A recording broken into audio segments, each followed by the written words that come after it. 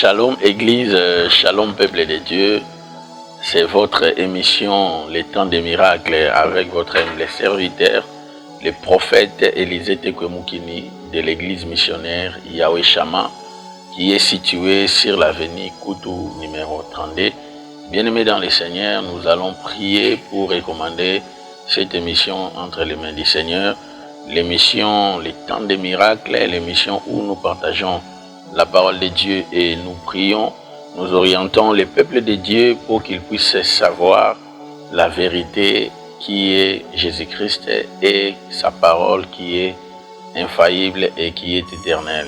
La parole qui est beaucoup falsifiée, la parole qui est beaucoup interprète mal, mais Dieu, avec l'épée de grâce qu'il nous a fait, nous exerçons à pouvoir communiquer la vie aux enfants de Dieu afin qu'à travers sa parole, qu'ils puissent hériter le royaume de Dieu. Nous allons développer un thème en ce jour qui s'intitule les vrais ou les véritables bonheurs. D'entrée déjà, j'ai dit aux enfants de Dieu, le véritable bonheur, ce n'est pas d'avoir des maisons. Le véritable bonheur, ce n'est pas d'avoir des véhicules.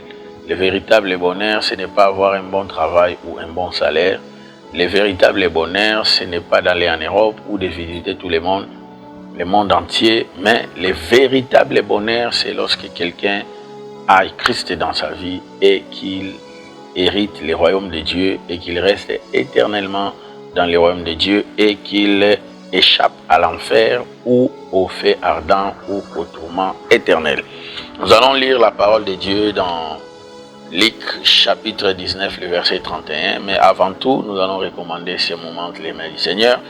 Père, nous te recommandons ce moment de la prédication où nous voulons partager ta parole, Seigneur. Nous demandons que ton Esprit Saint puisse nous assister du début jusqu'à la fin et que ta gloire, celle la gloire de Jésus, puisse être notre partage et que cette gloire puisse se manifester, Seigneur. Romanaya Sopra. Ribaya sakara manda yazo, reba baba yasho breke peremende yesuva, iprama yaso prababa yaje randa rakamana yaso. Au nom de Jésus, nous avons ainsi prié. Merci Seigneur. Bien-aimés, nous allons ouvrir nos Bibles. Luc chapitre 16 plutôt, le verset 19 jusqu'au verset 31. Dans Luc chapitre 16, le verset 19 à 31, je lis au nom du Seigneur Jésus. Il y avait un homme riche qui était vêtu de pourpre et de fin lin et qui chaque jour menait joyeuse et brillante vie. Un pauvre homme nommé Lazare était couché à sa porte, couvert d'ulcères et désirait de se rassasier des miettes qui tombaient de la table du riche. Et même les chiens venaient encore lécher ses ulcères. Les pauvres mourit et il fut porté par les anges dans les seins d'Abraham, et les riches mourit, il fut enseveli dans les séjours des morts. Il leva les yeux et tandis qu'il était en proie au tourment, il vit de loin Abraham et Lazare dans son sein. Il s'écria: Père Abraham, aie pitié de moi, envoie-moi Lazare pour qu'il trempe le bout de son doigt dans l'eau et me rafraîchisse la langue, car je souffre cruellement dans cette flamme. Abraham répondit: Mon enfant, souviens-toi que tu as réussi tes biens pendant ta vie et que Lazare a eu les maux pendant la sienne. Maintenant, il est ici consolé et toi, tu souffres. D'ailleurs, il y a entre nous et vous un grand abîme, afin que ceux qui voudraient passer ici vers vous ou de là vers nous ne puissent le faire. Les riches disent: Je te prie donc, Père, d'envoyer Lazare dans la maison de mon père, car j'ai 5 frères. C'est pour qu'il leur atteste ces choses, afin qu'ils ne viennent pas aussi dans ces lieux de tourment. Abraham répondit: Ils ont Moïse et les prophètes qui les écoutent. Et il dit: Non, Père, mais si quelqu'un des morts va vers eux, ils se repentiront. Et Abraham dit: S'ils n'écoutent pas Moïse et les prophètes, ils ne se seront pas persuadés, même si quelqu'un des morts ressuscité. Bien-aimé dans le Seigneur, je suis venu d'emblée te dire le véritable bonheur. Aujourd'hui, dans nos vies, les enfants de Dieu, nous cherchons à courir derrière les matériels, à courir derrière les habits, les vêtements, à construire des maisons, acheter de belles voitures, à voyager, aller à Dubaï. Les gens pleurent, les gens s'entretuent. Les femmes, des fois, ils se rebellent contre leur mari parce qu'il ne leur a pas donné l'argent pour voyager ou pour faire un conteneur ou pour chercher à s'habiller vraiment convenablement. Bien-aimé, laisse-moi te dire que toutes ces choses passeront. La Bible dit que le ciel et la terre passera, mais il n'y a que la parole de Dieu qui est éternelle. Et la parole de Dieu, c'est Jésus-Christ de Nazareth. Lorsque nous avons lu la parole de Dieu, la Bible nous relate une histoire de deux personnes. Nous avons deux personnages. Le premier, on lui a donné le nom de l'homme riche, et le second, il s'appelait Lazare. La Bible dit que l'homme riche avait beaucoup de biens, il mangeait bien, il portait des habits en pourpre, il avait de l'or, il avait l'argent, et même ses siens mangeaient à leur satiété. Mais il y avait un homme qui était pauvre, qui restait devant sa porte, et lui, il ne considérait même pas cet homme, parce que cet homme s'est contenté de se nourrir des miettes qui tombaient de la table de cet homme riche, bien-aimé dans le Seigneur. Mais la Bible nous dit que cet homme était un homme, malgré qu'il était couvert des ulcères, malgré qu'il sentait mauvais, malgré qu'il n'avait pas à se vêtir, malgré qu'il n'avait pas à manger, mais il avait Christ en lui. Il avait la connaissance de Dieu en lui. La Bible déclare: Dieu a tant aimé le monde qu'il a donné son Fils unique, afin que quiconque croit en lui, qu'il ne puisse pas passer par les jugements, mais qu'il ait la vie éternelle, bien-aimé dans le Seigneur. La vie ne se limite pas seulement sur terre. Que les gens ne vous mentent pas, que les hommes de Dieu prêchent la vérité. Ils doivent dire aux enfants de Dieu: un jour nous mourrons, un jour nous quitterons cette terre, un jour, si nous ne quittons pas, le Seigneur Jésus-Christ viendra pour enlever son église. Nous partirons, nous laisserons tout ce que nous avons ici sur terre. C'est pourquoi nous vous exhortons toujours. La Bible dit: ne s'aimez pas là où la ruine et la teigne peuvent détruire, mais s'aimez là où les trésors seront cachés, dans un lieu sûr. Et les lieux sûrs, bien-aimés dans le Seigneur, c'est dans le royaume de Dieu. Dans ce royaume, c'est un royaume de félicité. Il n'y entrera pas de souillure. Dans ce royaume, c'est seulement les saints. Tous ceux qui ont reçu Jésus-Christ dans leur vie comme Seigneur et Sauveur, tous ceux qui souffrent pour l'évangile, tous ceux qui communiquent aux gens, qui parlent de Jésus, qui enseignent, tous ceux qui soutiennent l'œuvre de Dieu, tous ceux qui soutiennent les hommes de Dieu, tous ceux qui soutiennent les émissions, tous des gens qui prêchent la parole pour ramener les brebis perdues vers la maison de leur Père. C'est ces gens-là qui hériteront ce royaume. C'est ceux qui marchent dans la crainte de Dieu, c'est ceux qui ont abandonné les péchés, c'est ceux qui ont fourni d'efforts pour se séparer de l'impudicité, de l'adultère, de la masturbation, du vol, des calomnies, de la haine, des animosités, des destructions, des querelles, des séparations. C'est ces gens-là. La Bible dit dans Galates chapitre 5, le verset 17, tous ceux qui commettent les péchés n'hériteront pas le royaume de Dieu. Mais Jésus-Christ nous a justifiés à travers son sang.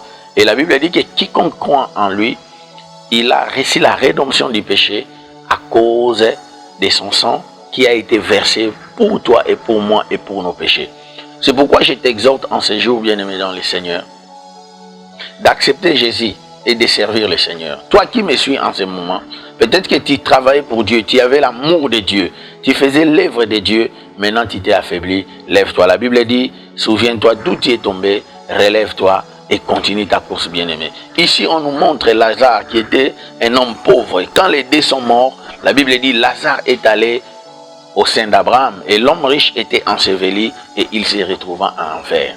Tu peux avoir des maisons, tu peux avoir des richesses, tu peux voyager partout où tu veux, tu as les visas, tous les visas du monde, tu peux avoir un bon travail, de belles véhicules, un bon mari, une très belle femme, ce n'est pas mauvais. Mais si tu n'as pas Jésus dans ta vie, tu peux aller aussi en enfer, bien-aimé. Cette histoire, ce n'est pas Lazare qui les rencontre, ce n'est pas un apôtre qui les dit, mais c'est le Seigneur lui-même. La Bible dit dans Marc chapitre 3, le verset 8, un jour le Seigneur viendra.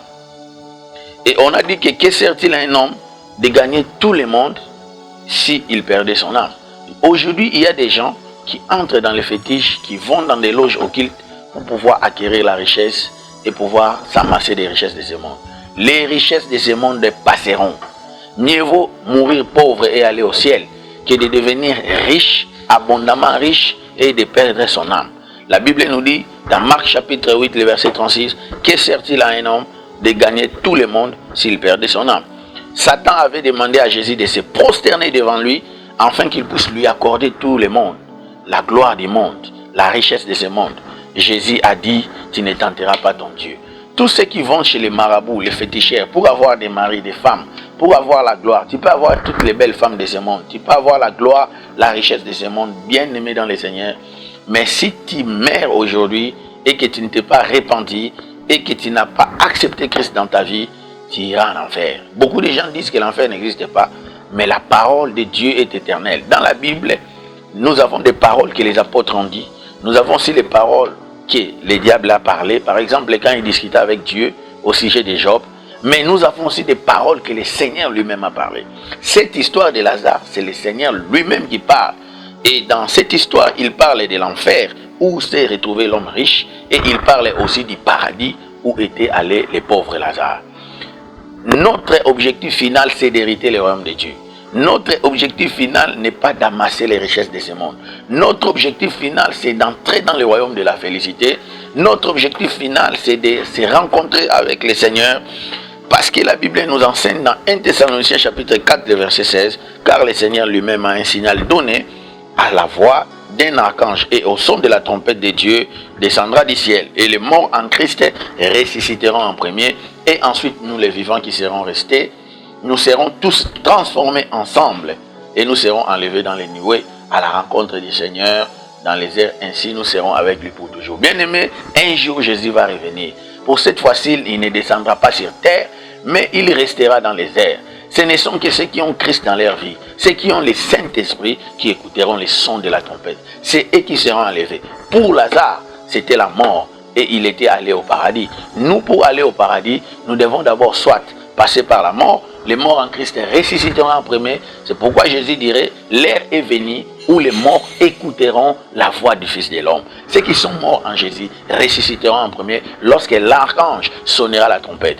Et ceux qui sont vivants, parce que ici Paul disait nous les vivants, lui il pensait qu'à son époque, il sera aussi enlevé. Mais imaginez mon frère, depuis que Paul était mort, qu'il avait parlé que lui sera enlevé, jusqu'à aujourd'hui, ça fait des millénaires. C'est-à-dire que le temps de la retour du Seigneur est proche.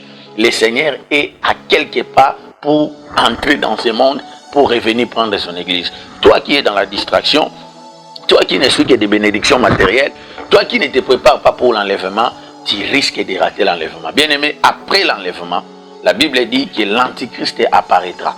La personne qui empêche l'Antichrist d'apparaître dans le monde, c'est le Saint-Esprit. La Bible dit qu'il faut un peu de temps pour que celui qui empêche l'apparition de l'impie soit parti. Lorsque l'église sera enlevée, le Saint-Esprit partira et maintenant tout le ciel va s'embraler, les forces du ténèbre qui restent au deuxième ciel et tous les anges déchus descendront sur terre pour venir servir l'Antichrist. C'est pourquoi vous voyez tout ce qui se passe maintenant dans le monde, les fabrications des armes, les fabrications des maladies, les virus, les ports de masques, les coronas, les vaccins, toutes ces choses-là, c'est les soucis de contrôler les gens, de préparer, sont des préparatifs pour accueillir la bête, pour accueillir l'Antichrist. Nous sommes des pèlerins, nous sommes des citoyens célestes. Nous avons reçu Christ dans notre vie, nous travaillons dans ce monde comme si nous sommes des ambassadeurs pour préparer l'église afin d'aller et se rencontrer avec l'épouse qui est Jésus-Christ. Ce ne sont que les gens qui ont été prédestinés depuis les jours de la création, depuis les jours de l'éternité, qui pourront être touchés au message que je suis en train de te dire. La Bible dit tous ceux qui sont appelés, ils sont prédestinés, sont justifiés et glorifiés pour se rencontrer un jour avec le Fils de Dieu. La Bible dit que l'homme qui était riche sur terre commençait à pleurer au pauvre Lazare parce que Lazare était devenu bien au ciel, était auprès d'Abraham et toutes ses souffrances étaient disparues. Lui qui était léché par les chiens pour qu'il soit guéri de sa maladie. Mais la Bible dit pour cette fois-là, son corps était restauré. La Bible dit, on nous donnera une robe blanche et on essuiera les larmes de nos yeux. Nous verrons l'Éternel tel qu'il est. Et il nous bénira, il nous récompensera par rapport à nos œuvres. Toi, tu n'aimes pas prêcher l'évangile. Toi, tu n'aimes pas prier pour des gens. Tu ne te confesses pas. Même quand tu tombes dans un péché, tu reviens toujours. Et même quand tu ne te répands même pas, ta vie est devenue comme un aveugle. Tu vis dans la boisson, dans l'alcool, dans l'impudicité, dans des mauvaises choses. La Bible dit, dans Matthieu chapitre 24, verset 24, veillez donc puisque vous ne savez pas quel jour le Seigneur reviendra. Je suis venu te répéter encore en ces jours, même si je ne sais pas prêcher, mais je sais une chose, que le Seigneur reviendra. Je t'interpelle, marche dans la vie de la prière, marche dans la vie du pardon. Implore à tout moment que le sang de Jésus puisse te purifier, te restaurer. Répands-toi de tes péchés. Fais un effort d'abandonner les œuvres des ténèbres et de suivre l'Éternel. Soutenez le ministère de Dieu. Soutenez l'œuvre de Dieu. Soutenez les églises. Soutenez les hommes de Dieu. Pourquoi? Parce que les gens de ce monde combattent toujours l'église. Jésus a dit, on vous persécutera, on vous outragera, mais celui qui résistera jusqu'à la fin sera sauvé. La Bible dit, un jour le Seigneur viendra. Et nous changerons. Dans 1 Corinthiens chapitre 15, verset 54, la Bible dit, lorsque ce corps corruptible aura revêti l'incorruptibilité et le corps mortel aura revêti l'immortalité, alors s'accomplira la parole qui est écrite, la mort a été engloutie dans la victoire. Ô mort, où était ta victoire? Ô mort, où est ton aiguillon? L'aiguillon de la mort, c'est le péché. Celui qui pêche mourra. Mais celui qui est en Christ, même s'il meurt, il aura la vie parce que Jésus a vaincu la mort. La Bible dit que l'aiguillon de la mort est le péché et la puissance du péché c'est la mort. Mais la grâce soit rendue à Dieu qui nous a donné la victoire par notre Seigneur Jésus-Christ. Et Apocalypse 22, le verset 12, la Bible dit, voici, je viens plus tôt et ma rétribution est avec moi pour rendre à chacun selon ses œuvres. Bien-aimé, Lazare commençait à pleurer qu'on puisse envoyer, l'homme riche commençait à pleurer qu'on puisse envoyer Lazare pour qu'il aille prêcher ses frères. Le moment c'est maintenant que tu dois te convertir, donner ta vie au Seigneur, convertir ta famille, convertir tes enfants pour que tu sois sauvé. Être riche sur terre c'est bien, mais hériter le royaume de Dieu c'est plus mieux. C'est pourquoi Jésus a dit, que sert-il à un homme d'hériter toute la terre, mais s'il perdait son âme? Ne sois pas comme l'homme riche qui avait tout sur terre et il était devenu pauvre au ciel, en enfer. Le véritable bonheur, mon frère et ma soeur, c'est de connaître Jésus-Christ, d'être aussi bien dans ce monde, mais d'hériter le royaume de Dieu. Laisse que mon Dieu te bénisse pour avoir sauvé cette parole. Je vais prier pour toi. Si tu n'as pas donné encore ta vie à Jésus, en Jésus-Christ, tu répètes ces prières après moi. Seigneur Jésus-Christ, je te donne ma vie. Je crois que tu étais mort et ressuscité pour moi. Je crois que tu es assis à la droite de Dieu le Père. Tu intercèdes pour moi jour et nuit. Je demande que tu pardonnes mes péchés et que tu écrives mon nom dans le livre de vie et qu'au jour de ton avènement, que tu puisses aussi m'enlever. Je t'accepte comme mon Seigneur et je t'accepte comme mon Seigneur. Au nom de Jésus-Christ de Nazareth, nous avons ainsi prié. Père, je bénis tous ceux qui ont suivi l'émission, que tous ceux qui sont malades, qu'ils soient guéris par la puissance du Seigneur Jésus-Christ et que tous ceux qui ont des problèmes, Père, que tu leur accordes la solution. Toi qui es tourmenté par l'ennemi, je libère la puissance du Saint-Esprit, que l'Esprit de Dieu puisse te guérir maintenant et qu'il puisse restaurer ta vie et ta santé. Au nom de Jésus-Christ, nous avons ainsi prié. Amen.